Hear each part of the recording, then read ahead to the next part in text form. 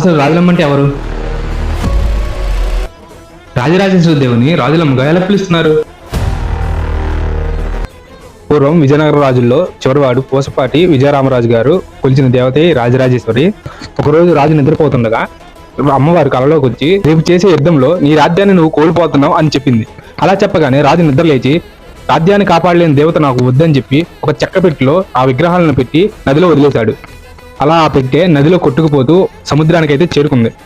అలా చెక్క పెట్టె కొట్టుకుపోయి సముద్రంలో ఉన్న మత్స్యకారులకు దొరికింది. ఆ మత్స్యకారులే వత్తలవాళ్ళకు చెందిన మైలుపల్లి వంశస్థులు. వాళ్ళు ఆ పెట్టెని తెరుస్తుంటే ఒక బాలిక గొంతుతో ఒక స్వరం వినపడింది.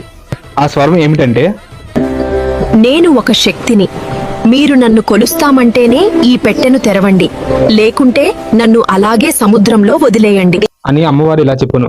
అప్పుడు ఈ మత్స్యకారులు ఇలా అంటారు, అమ్మ మేము బతకడమే చాలా కష్టంగా ఉంది, ఇంకా నేనేం మిమ్మల్ని పోషిస్తాను అని అంటాడు.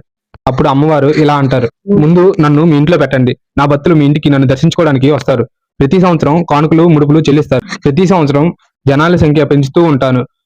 అక్కడి నుంచి ఆ మత్స్యకారులు రాజరాజేశ్వరి అని పిలవలేక రాజమ్మ రాజులమ్మ అని పిలుస్తూ ఉంటారు. మరి మీలో ఈ జాతరకి ఎంతమంది వెళ్ళారో కామెంట్ చేయండి, లైక్ చేయండి, సబ్స్క్రైబ్ చేయండి.